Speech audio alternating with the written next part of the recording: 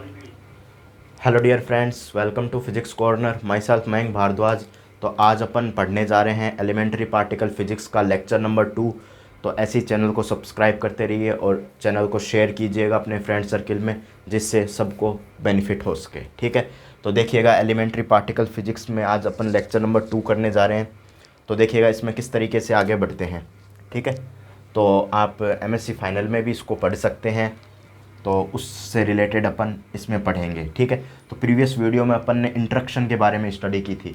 ठीक है, previous video में अपन ने इंट्रक्शन के बारे में स्टडी की थी। इंट्रक्शन के बारे में अपन ने स्टडी की थी, क्या होता है इंट्रक्शन। ठीक है, तो इंट्रक्शन में पढ़ा था कि आपके पास 4 टाइप का इंट्रक्शन होता है। स्ट्रॉन्ग इंट्रक्शन, ठीक है। दूसरा आपके पास होता है वीक इंट्रक्शन, ठीक है। तीसरा इंट्रक्शन होता है आपके पास इलेक्ट्रोमैग्नेटिक इंट्रक्शन,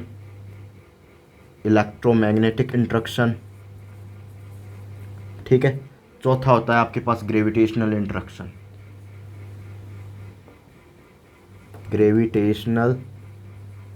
इंट्रक्शन। ये आपके पास 4 टाइप का आपके पास इंट्रक्शन होता है। इसके बारे में अपन ने स्टडी की थी। इससे अब आगे बढ़ते हैं। पार्टिकल्स को अपन कुछ पार्ट्स में अपन उनके टाइप्स के बारे में थोड़ा सा यहाँ पर डिस्कशन करने जा रहे हैं। ठीक है, कुछ टाइप्स के बारे में इनका डिस्कशन करने जा रहे हैं। तो देखिए उन पार्ट्स का किस तरीके से डिस्कशन करते हैं।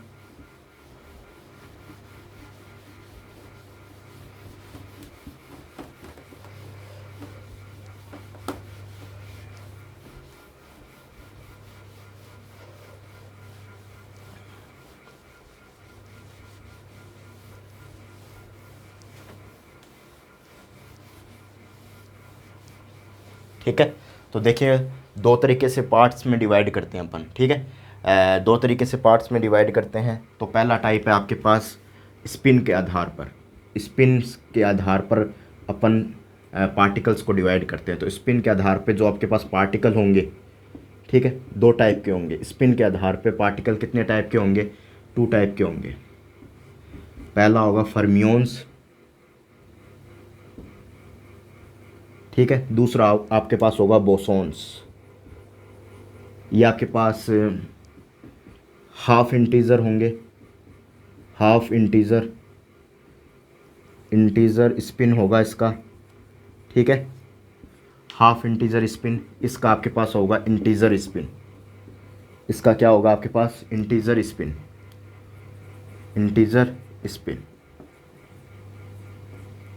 इसका आपके पास इंटीजर स्पिन होगा। इसका आपके पास क्या होगा? हाफ इंटीजर स्पिन होगा। हाफ इंटीजर का मीनिंग क्या होता है? हाफ, 3/2, 5/2, 7/2, 9/2, ठीक है। ये आपके पास हाफ इंटीजर होगा। ऐसा नहीं है 2/2 आपके पास हाफ इंटीजर है, ये 1 हो गया, ये इंटीजर नहीं होगा। ठीक है, ये 4/2 कर दिया तो ये 2 हो गया, तो ये इंटीजर नंबर नहीं होगा। ठीक है, तो हाफ इंटीजर इनको लिया जाएगा। 1/2, 3/2, 5/2, 7/2, 9/2। और इसमें जो इंटीजर नंबर होगा वो क्या लिया जाएगा? इंटीजर नंबर यहाँ पर 1, 2, 3, 4, 5, ठीक है। ये आपके पास इंटीजर नंबर यहाँ पर लिया जाएगा। तो बोसॉन्स आपके पास इंटीजर होते हैं, ये हाफ इंटीजर होते हैं। ये पाउली एक्सक्लूजन प्रिंसिपल को फुलफिल करते हैं। इनके जो वेव फंक्शन होते हैं वो एंटी सिमेट्रिक होते हैं।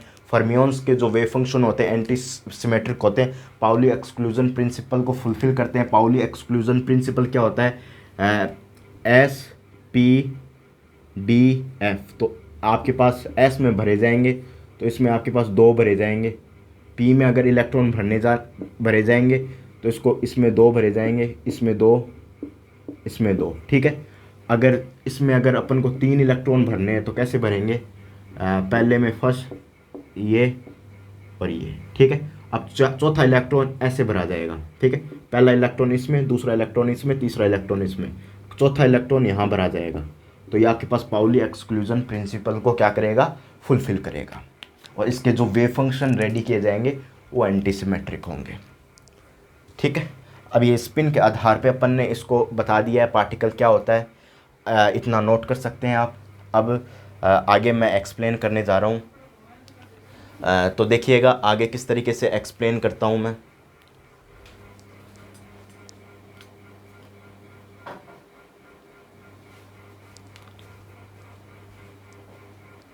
देखिएगा आगे किस तरीके से एक्सप्लेन करते हैं अपन।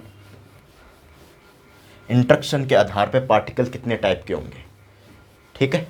इंटरेक्शन के आधार पे पार्टिकल कितने टाइप होंगे उसको अपन स्टडी करते हैं। इंटरेक्शन के आधार पर जो पार्टिकल होंगे वो कितने टाइप के होंगे, तो इंटरेक्शन के बेसिस पे देखे जाएं। तो देखिए इंटरेक्शन के बेसिस पे देखें, इंटरेक्शन के बेसिस पे देखें तो इंटरेक्शन के बेसिस पे पार्टिकल 2 टाइप के होते हैं। ये आपके पास होता है लेप्टॉन्स और दूसरा होता है आपके पास हाइड्रॉन्स। इसमें कौन सी इंटरेक्शन फुलफिल होती है, इसमें आपके पास होती है ईएम वेव्स, ईएम इंटरेक्शन यानी electromagnetic interaction and weak interaction, ठीक है। वीक इंटरेक्शन,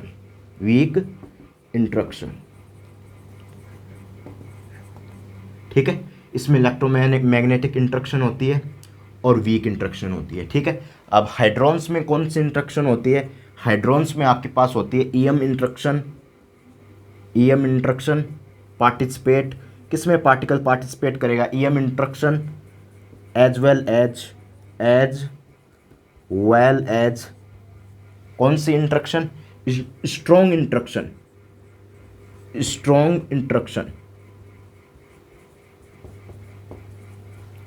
इंटरेक्शन, ठीक है। हाइड्रॉन्स पार्टिकल आपके पास कौन सी इंटरेक्शन फुलफिल करेगा, लेप्टॉन पार्टिकल आपके पास EM interaction, weak interaction, hadron particle EM interaction, strong interaction, ठीक है। इतना नोट कर लीजिएगा।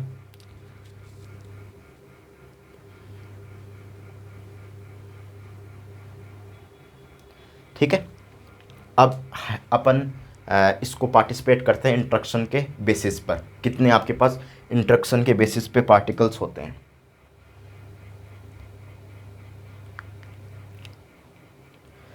अब देखिएगा इंटरेक्शन के बेसिस पे अपन पार्टिकल्स को डिवाइड करते हैं, क्योंकि ये आगे अपन रिएक्शन अलाउड है या नॉट अलाउड है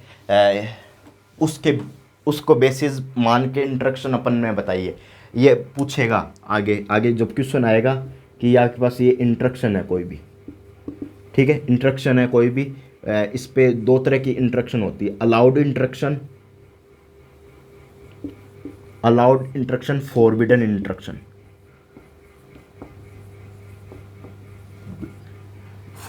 इंटरेक्शन और अलाउड इंटरेक्शन, ठीक है। ये इंटरेक्शन अलाउड है या फॉरबिडन है, और कौन सी इंटरेक्शन होगी, चारों में से कौन सी होगी, स्ट्रॉन्ग, दूसरी वीक, तीसरी आपके पास ईएम, और फोर्थ आपके पास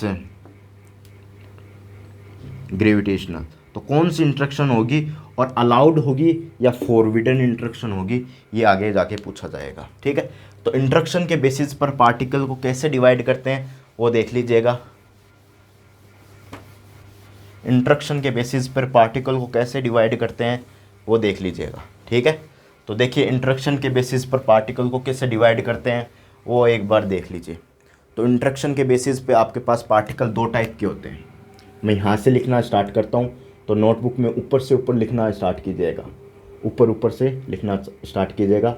इंटरेक्शन के आधार पर आपके पास पार्टिकल 2 टाइप के होते हैं, ठीक है, 2 टाइप के होते हैं इंटरेक्शन के आधार पे।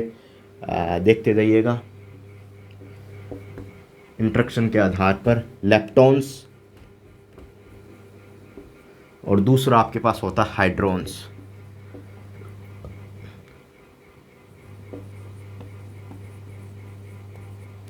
ठीक है।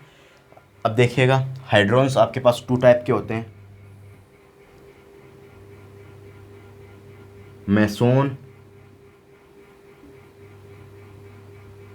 मैसोन और हाइप्रॉन्स, बेरियंस, मैसोन एंड बेरियंस, ठीक है, ये आपके पास हो गए।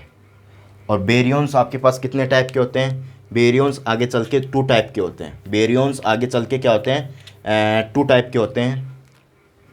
बेरियन आगे चल के आपके पास 2 टाइप के होते हैं, न्यूक्लियंस और दूसरा टाइप होता है आपके पास हाइप्रोन्स।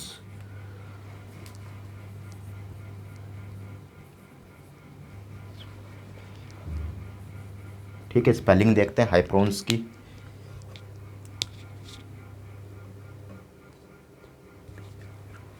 ठीक है, स्पेलिंग ठीक है। ये आपके पास इंट्रक्शन के बेसिस पे पार्टिकल को मैंने डिवाइड किया है। अब थोड़ा देखिएगा, ये आपके पास लेप्टोन होता है, ये हाइड्रोन्स होता है। ठीक है, ये मेसोन होता है, ये बेरियोन्स होता है, ये न्यूक्लियोन्स होता है, ये हाइप्रोन्स होता है। ठीक है, अब इस बेसिस पर तीन पार्टिकल होते हैं, तीन होते हैं। ठीक है, electron, electrons, muon, muons, electron, muon and tau, tau. ठीक है, टाउ। ठीक है, टाउ। ठीक है, इसको क्या लिखेंगे, इलेक्ट्रॉन्स लिखेंगे।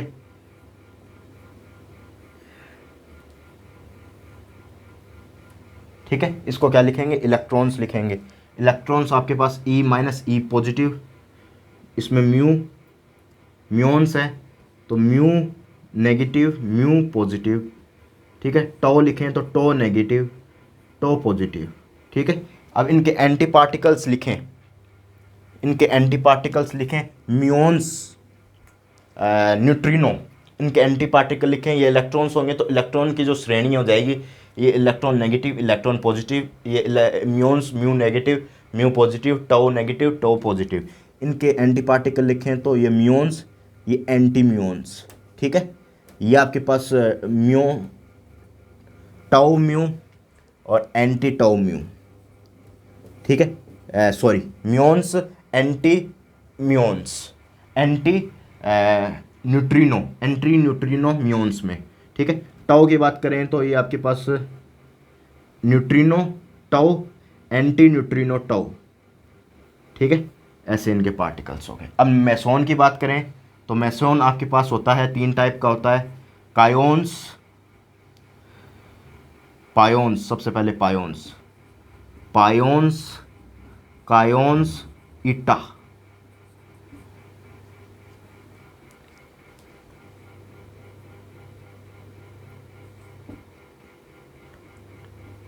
ईटा। ठीक है, ईटा सही है, ईटा। पायोन्स आपके पास सिंगलेट, ट्रिपलेट होता है तो पाई प्लस माइनस जीरो। ठीक है, कायोन्स आपके पास डबलेट होता है, डबलेट में आपके पास कायोन्स डबलेट होता है तो के पॉजिटिव, के जीरो। ईटा इसमें कुछ होता नहीं है, नीटर, ईटा जीरो। ठीक है, ये आपके पास हो जाएगा। अब न्यूक्लियॉन्स को थोड़ा सा पीछे कर लेते हैं अपन। ठीक है, न्यूक्लियॉन्स, न्यूक्लियॉन्स टू टाइप के होते हैं, प्रोटॉन पॉजिटिव, न्यूट्रॉन चार्जलेस। ठीक है, ये आपके पास हो गया। अब हाइप्रोन्स आपके पास चार टाइप के होते हैं। हाइप्रोन्स आपके पास कितने टाइप के होंगे, चार टाइप के होंगे। देखिएगा, हाइप्रोन्स आपके पास चार टाइप के होंगे। सबसे पहला हाइप्रोन्स है, देखिएगा, sigma, sigma, cascade, cascade, lambda, और चौथा आपके पास ओमेगा। ठीक है, ओमेगा। ये आपके पास हो गए, दिख तो रहा है क्या नीचे। ठीक है, थोड़ा सा इसको अपन ऐसा लिख लेते हैं, नोट करते जाइएगा। अपन थोड़ा सा इसको इस तरफ लिख लेते हैं तो आपके पास सही रहेगा। ठीक है, ये आपके पास क्या हो गया, एच हाइप्रोन्स। अभी आपके पास चार टाइप के हो गए, टू, थर्ड, फोर्थ। ये आपके पास सिग्मा हो गया, ये आपके पास कैस्केड हो गया, ये आपके पास कैस्केड हो गया। अब आगे देखो, ये आपके पास लैम्डा हो गया, ये आपके पास ओमेगा हो गया, ये आपके पास क्या हो गया, ओमेगा। ठीक है, अब इसका सिग्मा कितना, ट्रिपलेट होता है सिग्मा, सिग्मा ट्रिपलेट होता है, पॉजिटिव नेगेटिव जीरो। ये डबलेट होगा, इसको ऐसे लिखते हैं ई, कैपिटल ई नेगेटिव जीरो, दो इसमें होंगे, डबलेट होगा। ये आपके पास डबलेट होगा, ठीक है, ये डबलेट होगा, इस पे कोई नहीं होगा, सिंगलेट होगा, ये लैम्डा जीरो होगा, ये ओमेगा जीरो होगा, ठीक है। इस तरीके से आपके पास पार्टिकल्स होंगे, नोट कीजिएगा। ये इंटरेक्शन के आधार पे पार्टिकल्स हैं। तो सबसे पहले मैं यहाँ पर पायोन्स की बात करता हूँ, पायोन्स, कायोन्स और ईटा, ठीक है। इसकी बात करूँ तो ये आपके पास क्या है, यहाँ से देखिएगा एक बार, देखते जाइएगा इसको अपनी स्क्रीन पर। ये आपके पास क्या हो गया, ट्रिपलेट, ट्रिपलेट, ठीक है, ये आपके पास ट्रिपलेट हो गया। ये आपके पास क्या हो गया, डबलेट, डबलेट। ये आपके पास क्या हो गया, सिंगलेट। ये आपके पास क्या हो गया, सिंगलेट, सिंगलेट, ठीक है। ये आपके पास सिंगलेट हो गया, ये ट्रिपलेट हो गया, ये डबलेट हो गया, ये सिंगलेट हो गया, ये सिंगलेट सिंगलेट है ही। ये आपके पास क्या हो गया, ट्रिपलेट, ठीक है। ये आपके पास क्या हो गया, डबलेट, ठीक है। ये आपके पास क्या हो गया, सिंगलेट। ये भी ओमेगा भी क्या हो गया आपके पास, सिंगलेट, ठीक है। नोट कीजिएगा, इंटरेक्शन के आधार पर पार्टिकल्स को ऐसे डिवाइड करते हैं अपन, ठीक है, नोट कर लीजिएगा। अब अपन आगे चर्चा करेंगे, ठीक है, इतना नोट कीजिएगा, फिर अपन आगे चर्चा करेंगे।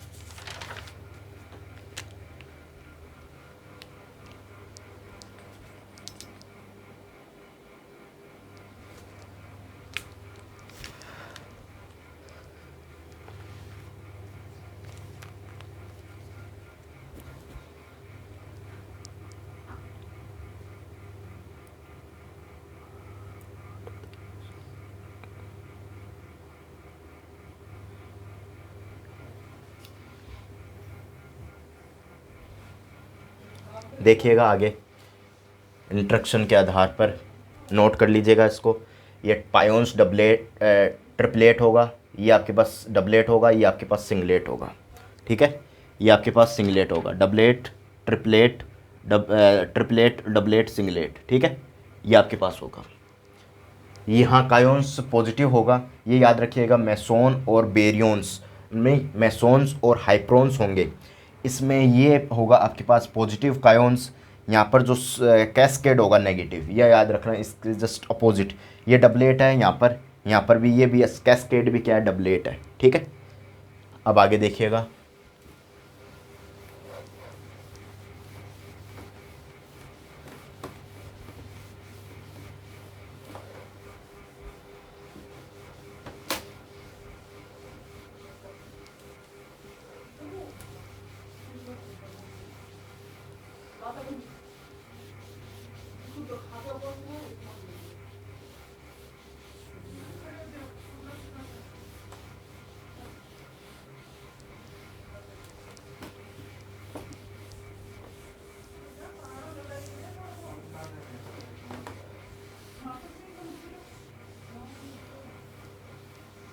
अब देखिएगा, दो तरह की रिएक्शन होती है जो अपनी पॉसिबल होती है। दो तरह की रिएक्शन पॉसिबल होती है, उनको फुलफ़िल करने वाले कंजर्वेशन लॉज दो तरह के होते हैं। एक आपके पास होते हैं कंजर्वेशन लॉज की बात की जाए, कंजर्वेशन लॉज की बात की जाए तो दो तरह के कंजर्वेशन लॉज होते हैं, ठीक है। दो तरह के कंजर्वेशन लॉ होते हैं। कंजर्वेशन लॉज की बात की जाए तो दो तरह के कंजर्वेशन लॉ होते हैं। एक होता है अप्रोक्सीमेट, एक होता है approximate,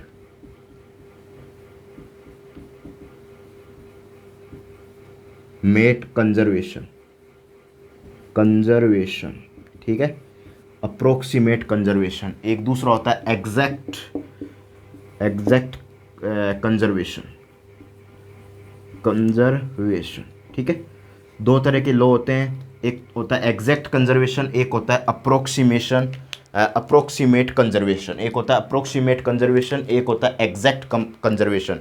these type of conservation law,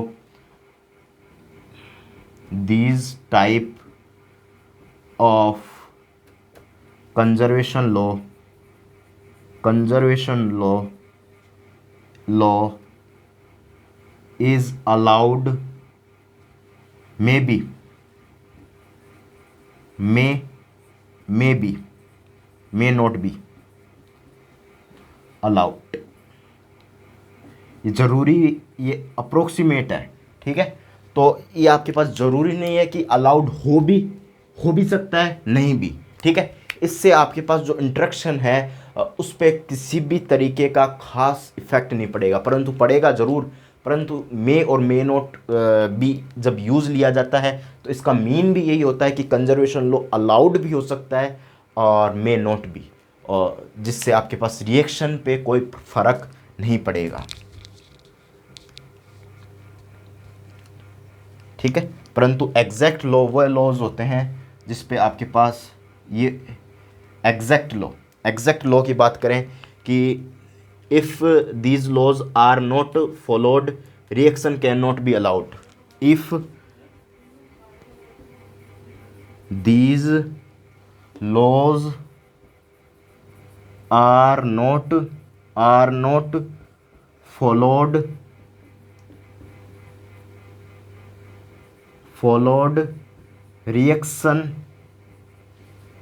reaction cannot allowed in the nature, ठीक है। Reaction cannot be allowed in the nature, ठीक है। इसको थोड़ा सा सही कर लो लैंग्वेज को, ठीक है। if these laws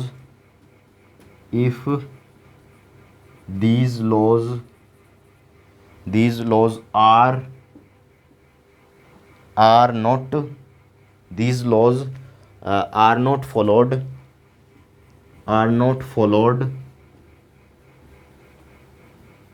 then reaction may और may not ये be allowed,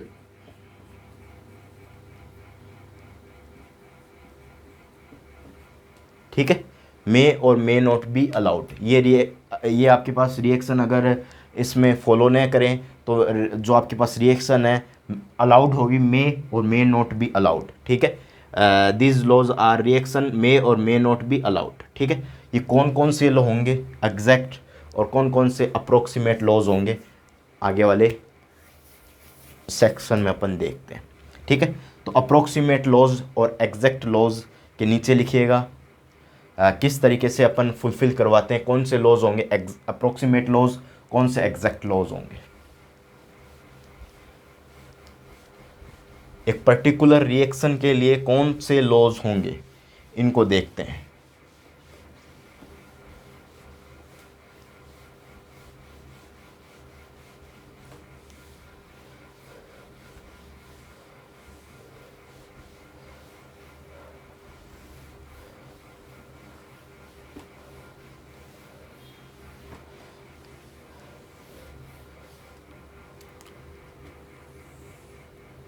इसमें लगाइएगा सबसे पहले अप्रोक्सीमेट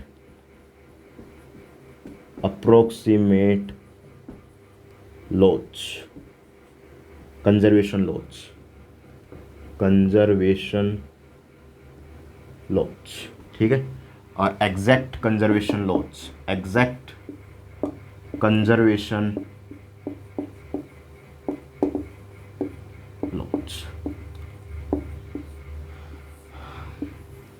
ठीक है। देखिएगा कौन कौन सा लॉ होता है। आइसोस्पिन पहला है आपके पास, आइसोस्पिन, ठीक है। Third component of isospin third component of isospin third component of isospin I3 जिसे बोलते हैं I3। ठीक है। तीसरा है आपके पास, देखिएगा, तीसरा है स्ट्रेंजनेस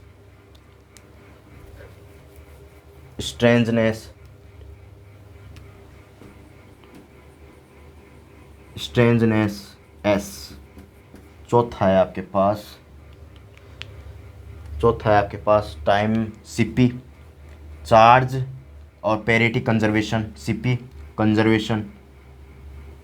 और जो CP कंजर्वेशन है उसके बारे में अपन ने पढ़ा था कि कुछ रिएक्शंस पे CP कंजर्वेशन नहीं लगता है, CPT कंजर्वेशन लगता है। ठीक है।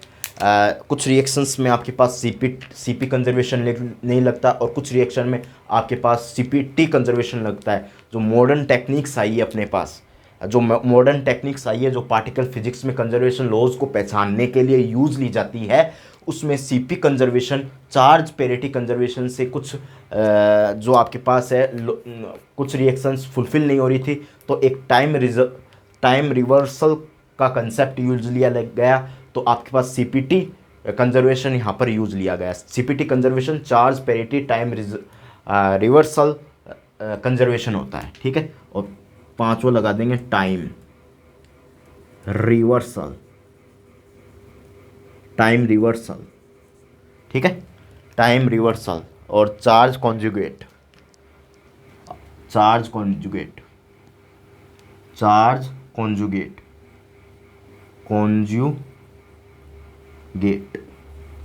कॉन्जुगेशन। ठीक है। Charge conjugation. ठीक है। इसमें फर्स्ट लॉ डालिएगा एग्जैक्ट में जो फर्स्ट लॉ है energy conservation, momentum conservation, energy conservation.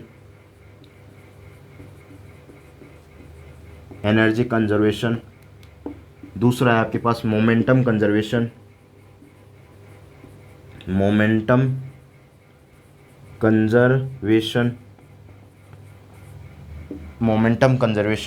Third है आपके पास, देखिएगा, मोमेंटम कंजर्वेशन। थर्ड है आपके पास angular momentum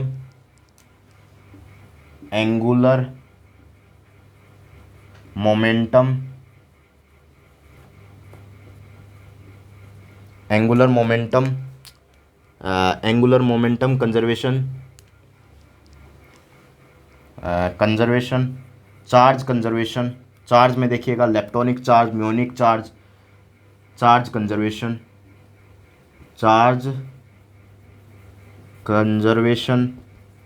लेप्टोनिक charge. Charge conservation में कौन सा चार्ज है? Leptonic charge, electronic charge. देखते रहिएगा चार्ज कंजर्वेशन में क्या यूज़ ले रहे हैं अपन, उसको नोट डाउन कीजिएगा इसको।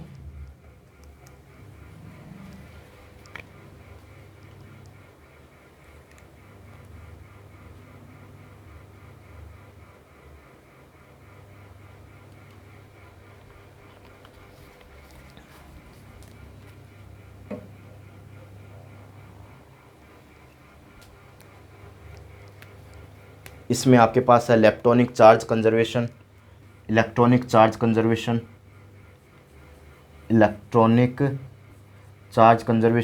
Baryonic charge conservation. ठीक है। 3 तरह के चार्ज हैं इसमें, कंजर्वेशन लॉज हैं। सबसे पहले electronic charge conservation, electric charge conservation, baryons charge conservation. ठीक है। लास्ट है 5 नंबर CPT कंजर्वेशन, मतलब चार्ज पेरिटी और टाइम रिवर्सल।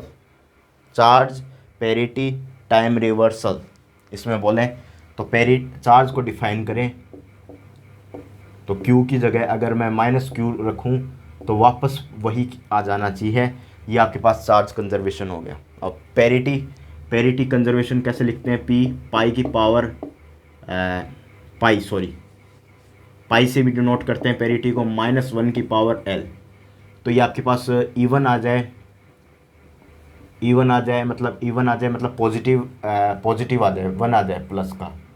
या इवन आ जाए तो ये सिमेट्रिक होता है। ये आपके पास क्या होती है, पैरिटी सिमेट्रिक होती है। और पैरिटी आपके पास पाई नेगेटिव आ जाए, ऑड आ जाए, ऑड का मतलब यहाँ, ऑड का मतलब क्या है यहाँ पर डियर स्टूडेंट देखते जाइएगा। ये आपके पास नेगेटिव पैरिटी आ जाए, नेगेटिव आ जाए तो एसिमेट्रिक हो जाएगा, एसिमेट्रिक हो जाएगा। ठीक है। और टाइम रिवर्सल, ये आपके पास टाइम रिवर्सल, तो चार्ज मैं लिख देता हूँ कंप्लीट, चार्ज टी की जगह माइनस टी, मतलब ये टाइम रिवर्सल होता है। एक्स वाई टी, ये तो पोजीशन हो गया, ये टी लिख दिया। और इसकी जगह अगर अपन ये लिख दें एक्स वाई और ये टी जेड, और ये आपके पास टी लिख दें नेगेटिव वाला टी, तो ये आपके पास क्या हो जाएगा, वेव फंक्शन के तौर पे बात कर रहे हैं यहाँ पर टाइम रिवर्सल की। ठीक है, वेव फंक्शन के तौर पे यहाँ पर बात कर रहे हैं टाइम रिवर्सल की, वेव फंक्शन के तौर पे बात कर रहे हैं टाइम रिवर्सल की। ठीक है, वेव फंक्शन के तौर पे बात कर रहे हैं। ठीक है, अब ये चार्ज में लिख दूं पैरिटी, PARITY। ठीक है, टाइम रिवर्सल, टाइम रिवर्सल। ठीक है, टाइम रिवर्सल, ये आपके पास कंसेप्ट हो गया कंप्लीट। कंजर्वेशन लॉज के बारे में मैंने यहाँ पर एक्सप्लेन किया है। अब कौन सी, अगर मैं कोई रिएक्शन दे दूँ, मान लीजिए K0 और pi positive, P plus K negative, ये मैंने कोई रिएक्शन लिख दी है, कोई रिएक्शन लिख दी है।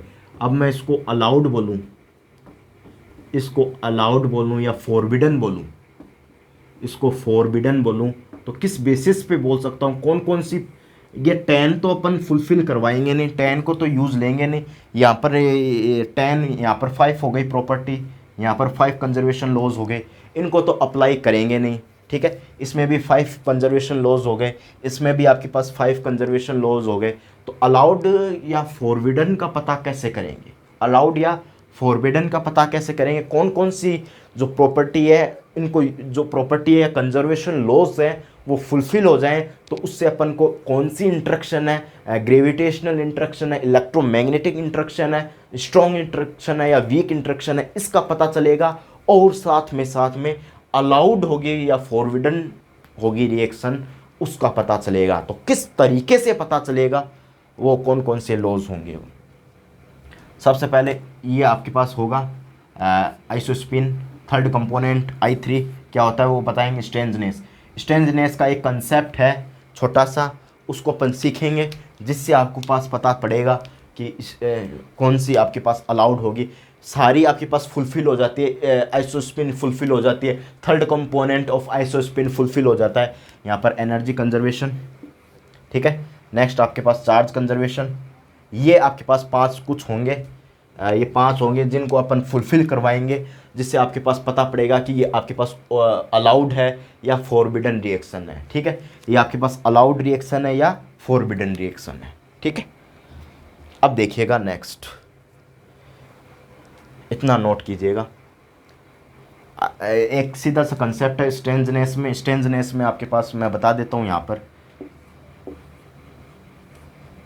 0 1 -1 -2 सॉरी -1 होगा, +1 हो गया, +3।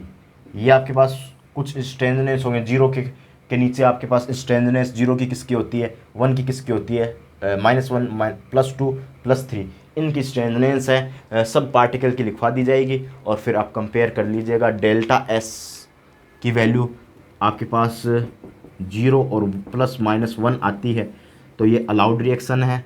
डेल्टा S की वैल्यू इससे ज़्यादा आती है, इससे ज़्यादा मतलब +-2 के बराबर आती है, तो ये फॉरबिडन रिएक्शन होगी। इस तरीके से कुछ कंसेप्ट है, आगे अपन इसमें सीखेंगे। ठीक है, नोट कर लीजिएगा इसको।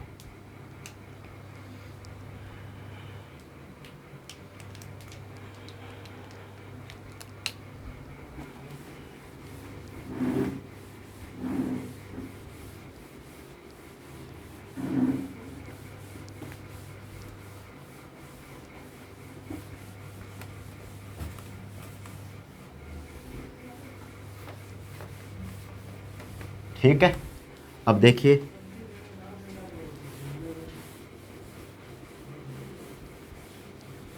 नेक्स्ट जो होगा वो अपने अगली क्लास में करेंगे, ठीक है। तो ऐसे ही जो है आप वीडियो को सब्सक्राइब कीजिए,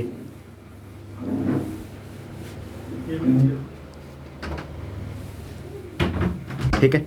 ऐसे चैनल को सब्सक्राइब कीजिए, ऐसे लाइक कीजिए और ऐसे आप शेयर करना न भूलें, ठीक है। Thank you.